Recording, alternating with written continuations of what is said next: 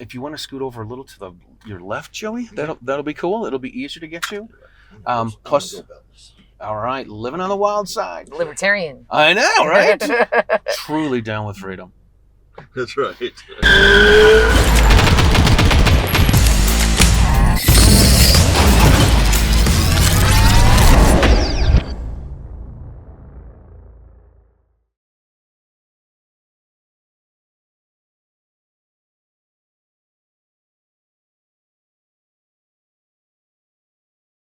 All right, before we start this episode of Riding Shotgun with Charlie, I want to say thank you guys all for tuning into the show.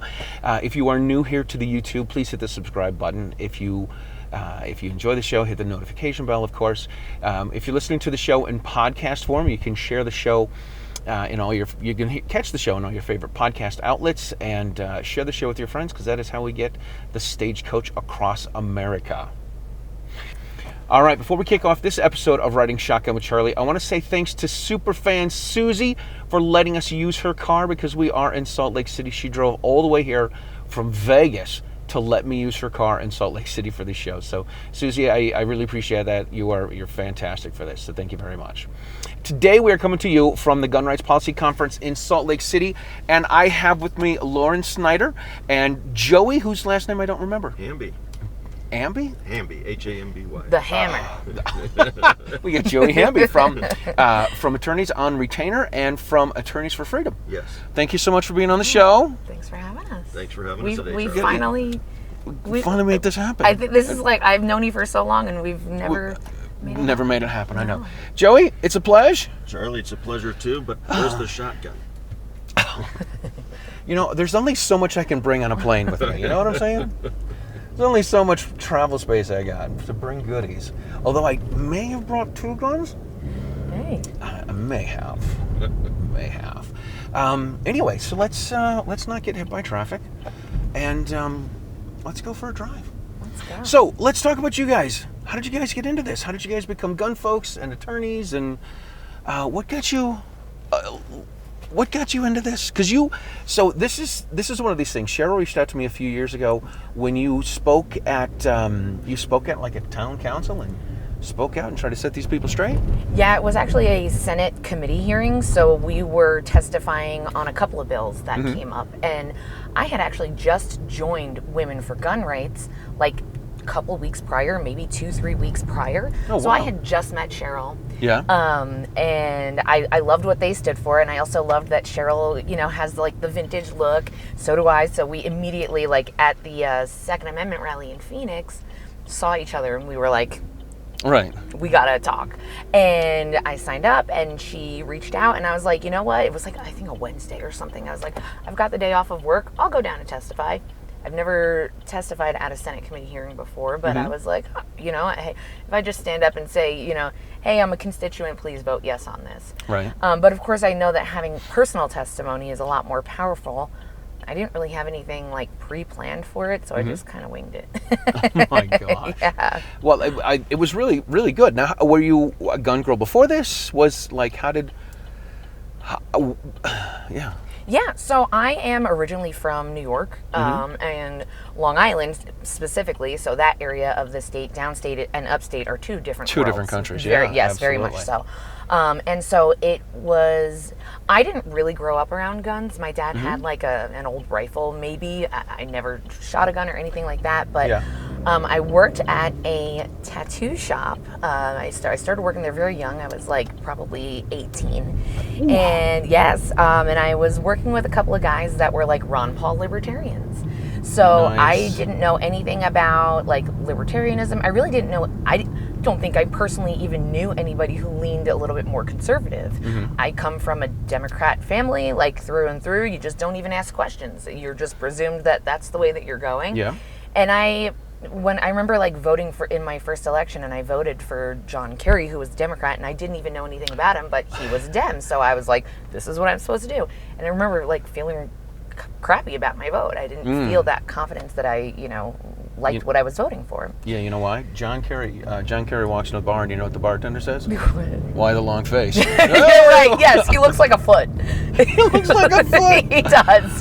That also just threw me off about him. So anyway, I was a willful participant in the indoctrination into libertarianism and the whole idea of true freedom and what does freedom mean. And of course, they were gun guys. So they taught me how to like take apart a rifle and clean it and put it back together and whatever. So that was how I became interested in guns. But I looked at like what the process was to get your concealed carry up there, and they make so many hoops for you to jump through. Oh my God, yeah. And this is before Bruin, so it's even more difficult, right? Yes, yes, yep, absolutely. This was probably like 2006, 2008. So yeah, it was very, and I knew about this because my coworkers had gone through the process, so they told me how difficult it is, and so, you know, a couple years go by and I realized that New York wasn't for me. I moved away in 2012 and I moved to Florida, which I refer to lovingly as the gunshine state. And that's when I really got into guns. So I was dating a guy that was into guns, and, you know, I started shooting and just became a lot more comfortable with it. I started carrying pretty much, I got my concealed carry maybe about a year after I moved down there, and I've carried everywhere that I can since. So that was awesome. That was probably like 2013 or so. All right, I'm going to ask a very private question. Okay. What's your carry gun? Right now, I would say I have the Glock 43 is my main EDC. Nice. Yeah. I'll tell you a game changer for me with the Glock 43 is the little pinky extender. Yes. Because I was like, these things are dumb and stupid, Yes. and then I put one on one. I'm like, whoa. Yes. Hang on a second. Yeah, and I got it before the 43X came out, which I like the 43X a lot better. But Yeah. my husband ended up getting me a Shield Plus, which I really, really like. I just I haven't committed to, you know, betraying my EDC that's been with me for so long. I hear you. I mean, I will willingly call myself a FUD because I carry a 5-shot J-frame. Hey. Right? It works for you. It does. Yep. And before I was a gun guy and I was, hey, I think I want to do this, that was what I thought I should carry. Yeah, so yeah. That's what I carry. My first EDC was a 380 Riggle LCP, and it was just like, you know, it was handed down to me, and I was like, well, any port in a storm is better than nothing, right? Right. That's cool. Yeah, so I definitely was, Florida? I definitely was a gun person in Florida. I used to go shooting all the time, but I wasn't involved in any sort of activism at that point. I wasn't involved with Women for Gun Rights until I moved out to Arizona. So that was something that I'd been interested in, but where I was at in Florida, I don't know, I just didn't know of anybody that was doing this high-level activism stuff that we were doing, so the opportunity just never presented itself. Mm-hmm. Gotcha. Yeah. Gotcha. When does a move to Arizona become? When do you do this, and how do you get more involved? So I moved to Arizona in 2019 because I actually loved Florida, and I was sad to leave, but I ended up meeting my husband on Facebook, and we were talking for a couple of months, and then he flew out to see me, and when he was on his way out, he had a layover at the airport, and we had talked about everything. We talked about marriage and whatever, and I was like, hey, so you know what, while you're here, we might as well just get married. While you're here, we may as well just get married. Yeah. And, you know, I mean, and he was like... That's quite a layover. I know. I dropped a bomb on him. And he was like, I can't tell if you're being serious or not. Like, I think he thought I was messing with him, and I wasn't. He was like, but if you're being serious, I'm down. And I was like, cool, I have off of work on Wednesday. Let's go. And that's what we did. Yeah. Oh, my gosh. Yeah. So we were married for a couple of months before I ended up moving out to Florida, out to Arizona, rather. Yeah. So I moved to Arizona in July of 2019. And been there ever since. Very cool. Yeah. Very cool. And then you met Cheryl and got involved with Women for Gun Rights? Yes. And she has just been incredible. I mean, anybody that knows Cheryl or knows anything about Cheryl, you just know that she is like a human Rolodex. Like, she just knows everyone and remembers every detail about them in an instant. She's just such an impressive person. I don't know how she does it. I'll tell you this. So in my civilian life, I'm a teacher, and I look at kids once a week, and it takes me about 2 months to get most of their names. Yeah. Right? Yeah. And then the rest of the time, I'm like, hey, what's you? Hey, Slick. Right. Why you call me Slick? Because I can't remember your name. You got a nickname now. I come here, and I'm like, hey, I haven't seen somebody for a year. Yeah, I remember this. We talked about this. We hung out here. I'm sure there's a little bit of motivation involved. Right. Like, what do I want to remember? Yes. What do I not want? What do I want to forget? Absolutely. Yeah. So cool. You're the Women for Gun Rights in Arizona. Yes. Yep. That's awesome. Yes, and I actually was brought onto the Arizona leadership team a couple months back. I am helping do our events. Oh, that's great. So yeah, I had somebody step down, and I had the honor of being asked to step in, and I'm happy to do so. Nice. Yeah. That is fantastic. Now, you do the trips to D.C. and everything, right? I did do one trip to D.C., Yeah. and I was brought on, I don't know if they're opening it up to all members or not, but at that point when I went, it was 2023, and they brought me on as sort of like a special story because of my testimony at that one Senate committee hearing. And the reason that was a big deal is that it went viral. Of course, as you know, that's why you and I met. Right. Because this senator, I testified about why my right to be able to carry it should not be infringed upon, and it's important to me because I know I have physical limitations. I can't run away. I have a disabling condition where I can't fight physically. So my ability to protect myself and to carry tools of self-defense, particularly a gun, are very important to me. And I explained, this was the first time that I'd ever spoken publicly about it, actually, at this hearing, was an instance where I was out and I knew that I was going places that I couldn't bring my firearm. I left it at home because I'm a law-abiding citizen, responsible gun owner, whatever you want to call it. And I was stalked by a guy through like a social media app, and he attempted to abduct me. And Whoa. yeah. And so this was the first time that I'd ever But you said you didn't have a story. I didn't think I did. I didn't come up This with... happens all the time in Arizona. Oh, are you kidding me? And it happened in Florida. It was before I moved out there. So it had been a couple now years it makes ago, more but- sense. Yeah, exactly, Florida man. Right. So, and the reason that I don't even know. I just was listening to everybody that testified before me, and I'm like, what can I say that's going to counter everybody else's argument that has spoken before me? Yeah. And I want to say I was the last one to go up and speak. And before me, one of the red shirts, Moms Demand Action, she gets up there and she's like, oh, people who have been victims of domestic violence and who have experienced violence and whatever shouldn't have to be subjected to being around guns. And that pissed me off, and that's why I was like, okay, I know how I'm going to get this and how I'm going to turn it on its head. And I said, I've experienced violence in my life. I've experienced domestic violence, and it's because of that and because of things that have happened to me that I do carry, and I'm not scared, but I also refuse to be a victim ever again. So I wanted to show that person in the red shirt doesn't speak for me and doesn't speak for all women. Absolutely. And so the committee members can vote, and then they can ask to explain their vote. And this one senator asked to explain his vote. He voted against it. And he goes, I don't run around with a gun, paraphrasing here, but I don't run around with a gun all the time because I don't feel so scared. And if you're so scared all the time, why don't you just stay home? Wow. Yeah. And of course, you don't get a response. Like, you get your time to speak and that's it. And I got up as he's, further explaining his horrible point of view. I sat right in front of him. And I just sat there and looked at him because I knew I couldn't say anything, but I could make my presence known. Right. And I just sat there and I just smiled in his face. And he looks at me, he goes, I'm not talking about you, ma'am.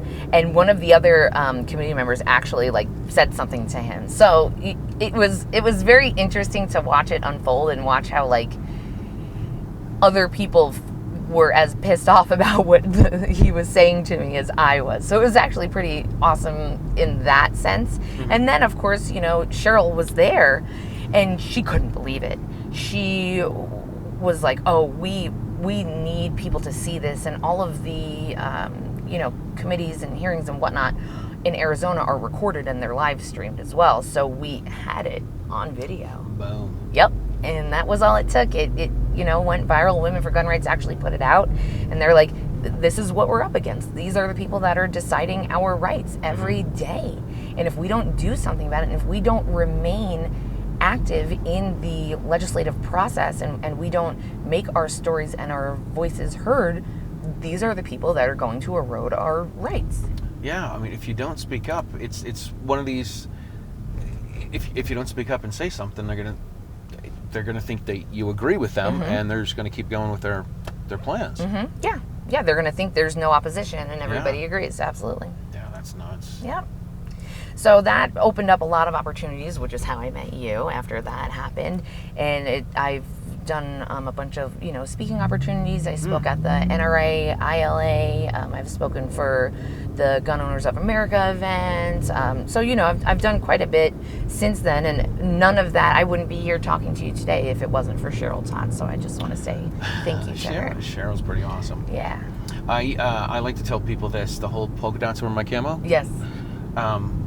I was dating this girl when I started riding shotgun, and I'd see Cheryl everywhere, and I had a girlfriend. I would talk with her about, hey, I met this person, talk to this person, talk to this person, talk to these people. And so she actually said at one point, she's like, I said it was, I was whatever, blah, blah, blah, blah, blah, Cheryl Todd. And she's like, is that the polka dot lady? Oh my gosh, that's awesome. So I said, yeah, it's the polka dot lady. So I told Cheryl this, and that's where she's like, polka dots are my camo, and that was pretty cool. Yes, that's her brand. Yeah, totally.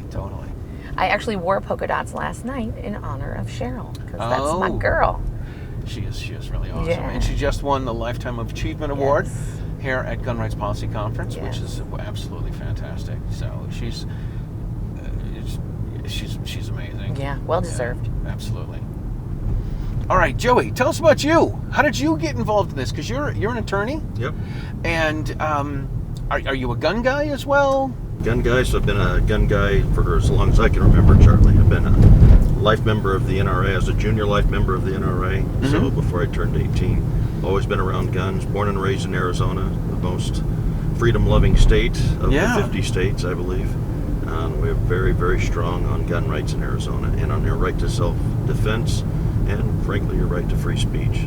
So I've always been part of that, always on a personal level. Yeah. A hunter, outdoorsman, but also just loved shooting. Loved the science of it, loved the fun of it, loved the skill of it.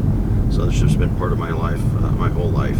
But it hasn't been that much of a part in terms of the policy side. And so here in the last several years, I've been getting more and more involved that way. And then once I joined Attorneys on Retainer and Attorneys for Freedom with Mark Victor and Andy Marcantel, the firm is just really, really big on freedom. So it's part of the name, obviously.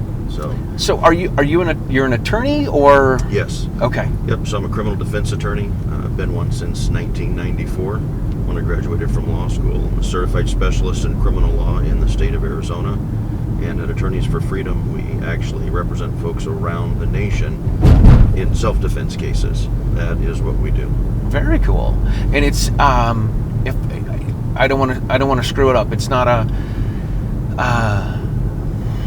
We're not an insurance program, so we don't sell insurance. Gotcha. We provide legal defense. And it's not like my mom signed me up for this years ago. It was what was it, prepaid legal or something like this? It's definitely not prepaid legal. Okay. There's a lot of differences, but one of the main issues is all we do is self-defense. So if you have our coverage and you are involved in an event where we can raise the self-defense as a complete defense to whatever the charge is, whether it's a homicide, whether it's an assault, whatever it is, that's what we do. Very cool. Very cool. So what are some interesting cases that you've had? Yeah. I don't know if we have enough time, right? Yeah, over more than 30 years of doing criminal defense, there's been quite a few. Yeah. But I'm going to tell you the ones that really get us going the most are the ones where our clients are simply exercising not just their constitutional right, but their moral imperative to defend themselves or to defend their families, and then they end up being wrongfully charged. And unfortunately, it happens all the time, even in a state that's very self-defense friendly like Arizona, as well as other states. Unfortunately, when somebody is involved in a shooting, and particularly when there's a fatality involved, there's going to be an investigation. You're going to be put through the ringer. You need to get ready for it. The great thing is if you've got somebody there, and again, it's not just our program, and I know there are other programs around the nation. If you have somebody there for you, that's got to be the single best thing that you can do. So you're not just desperately looking for somebody at the last second. Right. You really do have to.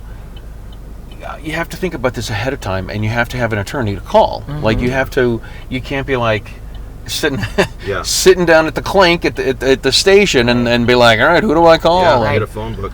Yeah. I'll tell you, we talk about preparation all the time in the self-defense community, and we talk about practicing. You guys were just talking about what's your self-defense carry gun. These are things you have to think through. These are things that you have to plan in advance. Well, you also need to plan what's going to happen afterwards. The crazy thing is, here in a recent case, I literally heard a prosecutor say, you can't plan self-defense. In other words, what he was really saying was, well, this person planned what they were going to do, so that made it murder, not self-defense. That's crazy. The entire self-defense community should be coming together around that and saying, what are you talking about? Of course you can plan how to defend yourself. Not only can you, but you must. Yeah, for sure. And this is one of the, I will completely admit, one of the things that I'm lacking in is having medical training and carrying medical gear. Yes. And it's one of those things that it took a long time of being a gun guy and carrying a gun and everything, because it's honestly, the way it started with when I started carrying, I would go to the range, I'd talk to this guy, and he's like, all right, so he's like, do you carry a gun? I'm like, yeah, I carry a gun. He's like, okay, cool. Where's your knife? I'm like, what do you mean? He's like, you got to carry a knife. I'm like, oh, okay. So I started carrying a knife. So I see him a few months later. He's like, where's your gun? My gun's here. Where's your knife? It's right here. Where's your other knife? I'm like, wait, what? Because what if you drop that one? Right. Yeah. So it's been that, right? And then after years of being involved in the gun community and teaching classes and whatnot, I heard someone say that if you are carrying a gun because you're going to think you're going to need it, you're probably going to need to carry a medical kit. Yes. Because that's something else that you're going to need. So that was like, oh, maybe I should take a stop to bleed annually, and maybe I should start carrying an IFAC on my ankle. And having an attorney is one of these things too that you need to be prepared for. And I want to emphasize what you just said there, Charlie. Our firm here, within the last 2 months, we just did a stop the bleed course. We talk about you need to have a tourniquet, you need to have at least some sort of a trauma package, chest seal. I'm a big fan of the quick clot bandages to immediately stop bleeding very quickly. You need to have the training. If you just have the package there and you're like, well, I'll open it up and I'll read the directions. Right, I'll figure it out then. Right, if somebody's squirting blood out of their chest. Exactly. What do I do here? Well, hold on, let me read the directions. You got 30 seconds to figure it out. Right. Yeah, so those are all things that you have to think through. If you're a responsible gun owner and you are caring for self-defense or defense of others, you got to start thinking through the consequences. Yeah. And those consequences keep going on long after there's some sort of an event. And that includes whether you're just displaying a firearm to stop a crime, whether you're having to point it at somebody, whether you're having to discharge it, or God forbid, whether you have to shoot somebody. And those consequences go on and on and on. And so think ahead. It doesn't mean that you can't get an attorney afterwards, but you are starting way behind. Right. And the important thing, if you're going to get an attorney, it's important to have a Second Amendment attorney. I just did an interview with a woman whose fiance was arrested in Massachusetts. They actually came from Arizona, and they were kind of working their way to New Hampshire. She stopped and visited some friends and family. Then they went out to DoorDash to get gas and food money so they could keep on going. Failed to yield in a rotary, and they got pulled over, and they found out the car either didn't have insurance, or it didn't its registration expired or somehow. Anyway, they ended up arresting. They said, well, take whatever you need out of the car, and he ends up grabbing, I think it was a Glock 26 as his carry pistol, and as you guys call them, a magazine. Right, but in occupied territory, we have to call them high-capacity magazines. and that was it. They're like, yeah, we're locking him up, and he's been in jail for 3 months. The attorney that she ended up getting was just a public defender, and this was not a gun person. And they're like, you know what? Here's what we'll do. The deal is this: you get locked up for 3 years, and then you'll never be able to own a gun again, and everything will be fine. And they're like, no, this is not what we're doing. We don't live here. We're traveling through the state. We need to make some money, and It's ridiculous. So you do have to have someone that knows about self-defense, that knows about firearms, knows how they work, understands all that. Also, Charlie knows about some of the other consequences. So, again, I'm not denigrating public defenders or appointed counsel. I'm not. But many times, not only are they not trained on it, but they just don't have a knowledge base about the other things that happen. So that public defender could be thinking, well, hey, I've got you a deal. You're not going to go to prison, and everything's going to be okay.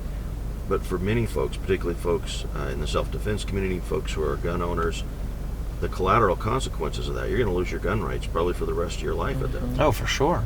You're going to have all these other issues that are going on, depending on what kind of work you're in. You might lose your job. You might lose all kinds of other privileges or licenses that you might have. And if you have somebody that doesn't know anything at all about this area of law, you're really putting yourself in a bind. Yeah, for sure. And we've had folks come to us after the fact saying, well, this is what happened with my other counsel, and now I'm trying to deal with these consequences that I didn't even know existed. It can be a real problem. Yeah, absolutely. Absolutely. It's wild and scary out there. There was another case in Massachusetts, and again, it's not free America, but there was this was about a year ago. There was somebody at a pro-Israel rally, and then there was a pro-Palestinian guy across the street, and the pro-Palestinian guy went over, got in someone's face. The pro-Israel guy felt threatened, pulled a gun out, shot him, and he was the one that ended up getting arrested. You're like, you gotta be kidding me, right? Well, that's not unusual. Matter of fact, that is the norm. If you use a weapon in self-defense, you should just expect to be arrested. That's just the reality. Many of our clients are able to give us a call in that instance. Many times we're able to keep them from being arrested, walk them through the scenarios, even talk with law enforcement in real time, and able to stop that.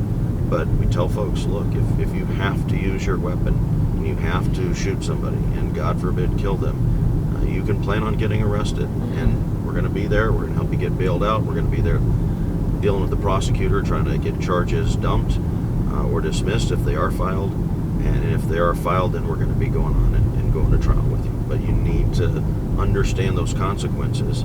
That doesn't mean you shouldn't use a firearm. It doesn't mean you shouldn't defend yourself. But be aware of the consequences. Yeah, for sure. For sure. Do you guys have ongoing training for people that are... So we do offer training through AOR. We do offer things on our website. We also do our best to link folks up because, again, you can do a lot of things online. You can do a lot of things virtually. This is one where you really need to be hands-on. And so we work with folks to get them to actual instructors in their states because we want to make sure that our members, or anybody else for that matter, who chooses to carry a firearm and to use it in self-defense knows what they're doing. We've seen a lot, as you know, Charlie, with some of the issues that have gone on in the last 5 or 6 years. We've even seen statistics here recently about the number of first-time gun buyers that have just surged in the United States with a lot of the unrest that's been going on. Right, and I've as I say, the mostly peaceful riots. Yes. Only a little fiery. Just a little bit. Right. And so that's concerning too, because we know that many of these people are in understandable concern purchasing a firearm to defend themselves. But I've talked with people who have purchased a firearm, and along with the firearm, somebody at a gun store sold them a box of ammunition, and they still have the firearm in the case. They still have the box of ammunition. They've never been to a range. The guy at the gun store showed them how you load the firearm. It's still not loaded, and they've never fired it. So I don't understand the reason for having a firearm at that point, other than maybe just a little bit of peace of mind. But it's false peace of mind. It is. I sometimes tell people, I said, look, if you're not gonna train, if you're not gonna practice, if you're not going to learn how to do all this stuff, get yourself a 9-iron for God's sake. Right. You know. Right. Yeah. Get a club. Get the leg of a bar stool or something. Right. The other thing too is I think many people who purchase a firearm with all the right intentions and don't go through the practice and don't go through the drills, when you get in that moment, you may not be able to defend yourself or others, either technically or just psychologically. You might not be able to do that, and that can now actually put you at more risk. Yeah, for sure. I've got a friend. His name's Matt Mallory. He's an instructor and whatnot. We do a show together. He says he calls it the 4 horsemen of getting involved in a gunfight, and I'm gonna butcher them, but the first fight you have is win the gunfight. And then the second one is you have to win the court case. Yep. Then you have to win the court of public opinion, because your neighbors are now going to be like, oh my God, you shot someone. Yep. We don't know if we want you coming over here anymore. We don't want our kids going over to your house. And then you have to deal with the fight internally of, oh my God, I took a person's life to, and that's a lot of stuff as well. Yes. Yeah. And one of those 4 horsemen you mentioned, the court case, the other thing that most people don't ever think about, you think that, hey, I've had to kill a person who was attacking me. I was completely in the right. I've been exonerated in court, except there's another court, not the court of public opinion, but the civil court, where family members of the deceased person can often sue you and say, I know you went to a trial and you were found not guilty, but that's not the same as going to a civil trial to prove that you're not negligent or somehow not responsible for this death and shouldn't end up owing a lot of money. Totally. We skim over this stuff. Believe me, I'm not giving people legal advice, but actually, when I do the Utah class, this comes up, and I'm like, you can. OJ won the he won the criminal case, lost the civil case. Yeah. I'm like, so he got to what's the difference? One, you have to. The government has to prove that you are guilty beyond a reasonable doubt. And the other one, each and every element of the crime. Yep, and the other one has to have a preponderance of the evidence? The other one, you have to have a preponderance, which just means 51%. Yep. It's kind of the way we explain it to folks. If you took all the evidence and you stacked it up, just 51% on one side versus 49 on the other, as long as you can convince a jury. In most courts around the nation, in civil courts, it's not even a majority. It's not even a unanimous decision. There's a majority decision of some sort, depending on how it breaks down state by state. And so it's a completely different level of proof and burden of proof. And you can certainly win the criminal case, lose the civil case, and be in all sorts of trouble. All sorts, yeah. I tell people the glove did not fit, so they did have to quit. Yeah. But it was OJ's blood that was on the glove. Right. It's nuts. Yeah. It is completely nuts. Yeah. So there's a lot of other issues that go on with it. And again, this is not to discourage people from defending themselves. No, absolutely. Absolutely. It's weird to me to. I hate saying guns are political. They are, but they shouldn't be, and I get it. But when I talk to my friends that are liberal friends, they'll say, we'll do anything to raise our kids and protect our kids, and I say, really? You'll do anything? Right. You're going to take a gun class? You're going to get your gun license? You're going to learn how to shoot? Oh my God, I could never do that. Then don't say you'll do anything. Right. Yeah. And to me, I wasn't a gun guy until I got married and had kids. And that was like, hey, I got this cute little boy.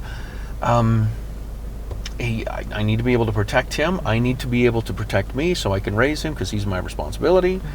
And then obviously I had my daughter as well. And that was totally what did it for me to change to being a gun guy. Where were you from originally, Charlie? I grew up in Illinois, about an hour south of Chicago. And I went to Boston to go to college, and a couple years after college, I ended up back in Massachusetts and living right in Boston. When I say living the dream, like I had a day job 5 days a week. I played in a band 4 nights a week. I'm hanging out, playing music, drinking beer, watching girls dance. Like, why the hell did I get married? Jeez, what more could you ask? I know. You had it made. Nothing. The reason I ask is because it seemed to me that you probably grew up in an eastern, or at least a midwestern city, because growing up in the Southwest, in Arizona on the border, it's not even a question of firearms. Everybody's going to have a firearm. Yeah. Everybody is going to understand you have to have the ability to defend yourself. We live in a state that even today, in 2025, there are parts of our state where I say law enforcement has a very light footprint. Right. And you can live in an area and not see law enforcement or police for a long period of time. Yeah. And this goes right back to the line from Women for Gun Rights, that you are your own first offender. Yes. Your own first responder. Yes, you read my thoughts. I was thinking the same thing, because it could be hours before police respond as well. You just don't know. Yeah. I tell folks, I said, look, the average response time for police is 14 minutes. Yeah. That's listening to Stairway to Heaven twice. Yeah. Right. Right? The whole thing. Yeah. I'm going to tell you, it's not 14 minutes in rural Arizona. Yeah, Right. of course. Right. Yeah. Yeah, it's pretty wild. And in some cities, that's if they even respond at all. I mean, I've heard of instances where, the police are so understaffed and overwhelmed that they can't even prioritize what calls to respond to. So who knows? I mean, and back to what you were saying earlier about trauma kits and, medical training and whatnot, it takes less than a minute to bleed out. So if you're hit, you need to have that response time as fast as possible, and with the training you practice it, because you really truly never know until it happens to you, and fight, flight, or freeze is very, very real. And you may think that you know yourself, but once that lizard brain kicks in, you truly don't know unless you train and prepare for that. Totally. You could be riding a train home after work one night and get stabbed in the neck. Yeah, and there's, you certainly don't want to blame that woman for what for what happened to her, but you have to learn how to pay attention to your surroundings. Right. Well, that is the other thing. We've got to teach everybody in our families, our kids. You have to keep your eyes up. You have to keep your head on a swivel, as they say. You have to walk around with situational awareness. Yeah, you really do. That's not to blame victims at all, but you also have to understand that there are unfortunately bad people out there, or very unstable people out there, and the police aren't going to be there for you. Yeah, they're definitely in that not. case, it didn't matter. If the officer had been right there, nothing would have changed. All right, stop on flashing. I mean, you see how many other people were there, and they didn't, and whether that was like diffusion of responsibility, or you have to think too. I mean, people are commuting home, they have their earbuds in, they're looking at their phones, so they've now cut off two of their senses. They're not even paying attention. They're completely unaware of their surroundings. Yeah. So it goes could be that. Could also be you see what happens to Daniel Penny. Right. Yeah. You want to get involved in that? Yes, that set a really, really bad precedence for what happened. And there was also that case, and I don't know how much else has come about it, but there was that 11-year-old boy, I believe it was in Michigan, and he's 11, so of course he didn't make the best choices in this, but he got expelled from school because a kid brought a firearm to school and gave it to the kid and was like, here, hold this, and he was like, oh, this is bad news, and he took the gun apart, took the ammo out, threw the ammunition away supposedly, and then hid the gun in like a heater or something in the classroom. And that was why he got in trouble, because he didn't tell administrators right away. But he's 11. He's 11. What, really? What do you expect him to do? Yeah, right. He's never been dealt this hand scenario before, and he didn't know what to do, obviously. And how do you even prepare your kid for? Now in hindsight, I guess we should prepare our kids for that. But he at least prevented who knows what, right?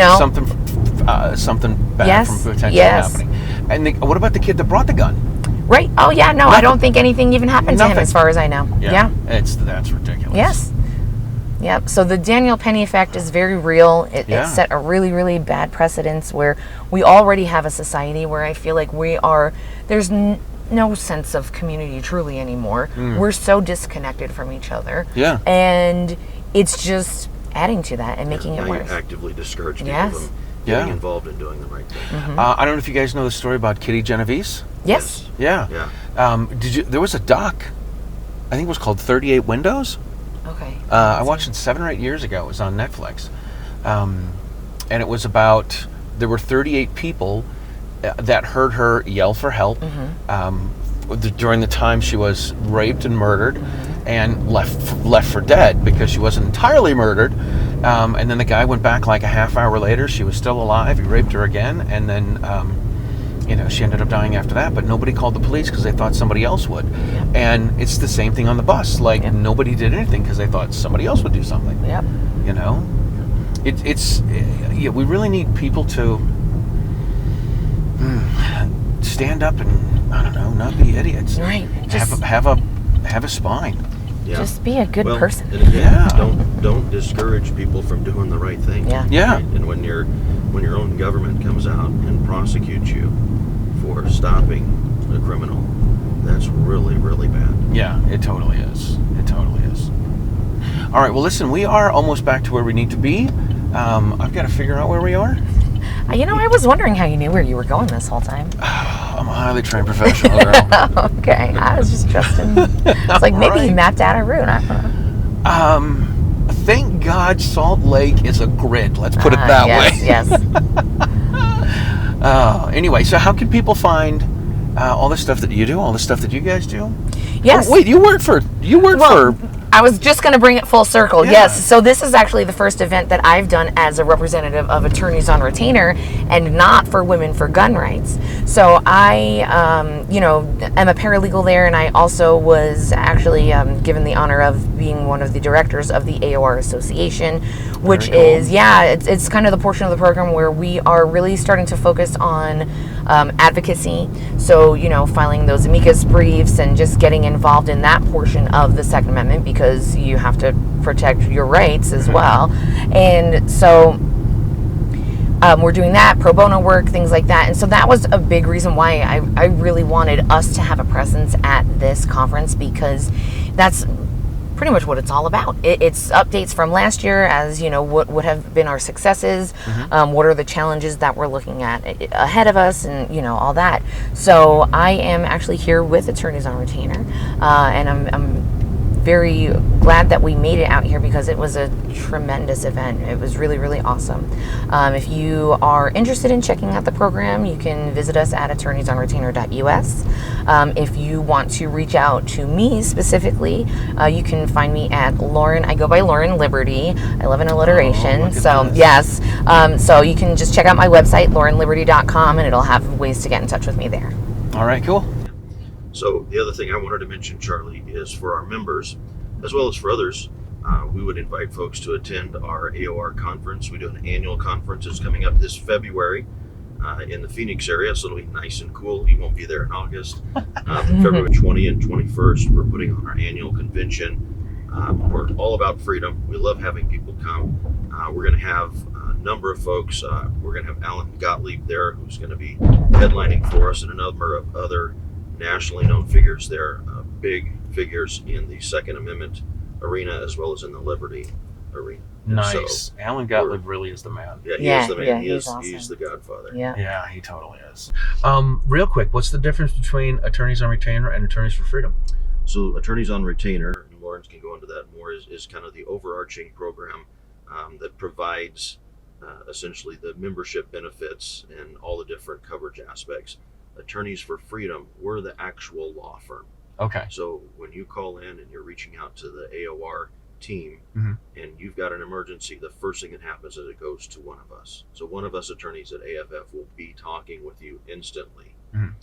Then at AFF, the other thing we do is we work with local counsel around the nation. So we've got a network around the nation, and we're working with them. And most of the programs have a national network. The difference with us is you have us initially, and then we have the national network as well. So you've got the national network, but you've also got each one of us as trial attorneys on your side. Very cool. It sounds great. All right. Well, we'll put some links below. We're going to we'll put all the links below. You guys, this has been a pleasure. Yeah. Thank you so much. I'm glad we finally got this to happen. I know, me too. Joey, Awesome. Thank you, sir. Thanks, Charlie. Thanks for the This is a opportunity, pleasure. even though it was shotgunless.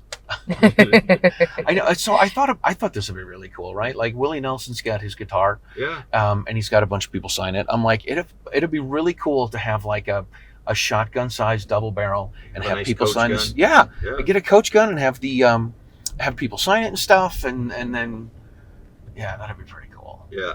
I don't know how to make all these happen. I'm the idea guy. I don't know how to make this stuff happen. Anyway, Thank you, Charlie. Thank you guys for being on the show. I greatly appreciate it. If you enjoyed the show, please share it with your friends. That is how we get the stagecoach across America.